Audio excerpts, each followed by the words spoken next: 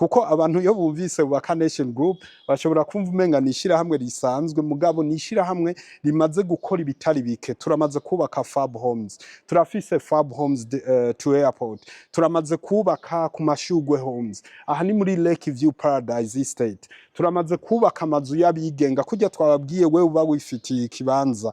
Ngira murazi ibikorwa by'isoko, ngira mwarabonye ko turiko turagerageza kurondera ukuntu dukora.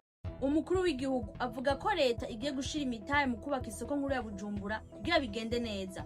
Prezida Vyose Ndayishimiye yabivugiye mu kiyago agenewe n'abamenyesha makuru hamwe n'aba-influencer ku itariki 1 Kigarama uyu mwaka turimo. Ariko arishura ku kibazo kijanye n'isoko nkuru ya Bujumbura. Umukuru w'igihugu yagize ati warabonye ko Fablice yari yahamagariye abantu bazana amahera none baraje.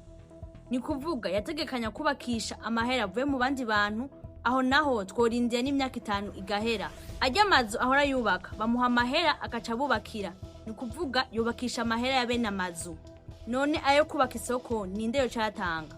Prezida Ndayishimiye yaceshikiza ko ikibanza gitegeza kubakwa ngo leta igiye gushiramo imitahe kugira bigende neza. Kubashize imitahe yabo mu kigega One Africa Investment cha Kubakwa Nation, Fabrice Manirakiza yishuye yaga ko abari bamaze gushiramo imitahe muri Kubakwa Nation nta kizopfa kuko hazokora imitahe ya leta niya Kubakwa Nation.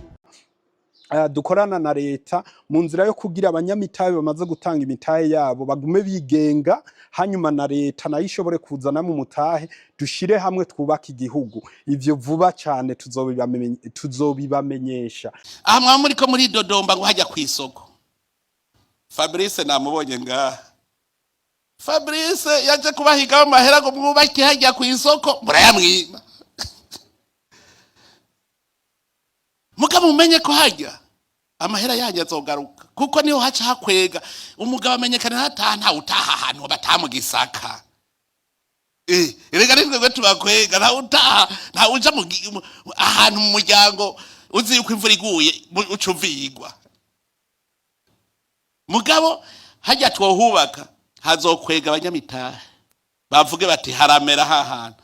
Nico twace twiha ingingo yuko tutibasi wewe ko urufise uburambe bafise uburambe bwo kubaka sawa, mugabo tuti na leta rero nibijemwo kubera iki twabonye kwabagwiza tunga mufise ubwo bangira ngo buca muhunga. None ayo maheraga muri yabiki amahera avyagwa n'ayandi tuvyaze umusaruro ivyo dufise nk'ubu mukaje inama mukavuga kandi ndibuka ishirahamwe ryanyu ry'amabanki bwa mbere ryari ryaravyemeje yuko naryo rishiramwo amahera sinzi yo vyahere.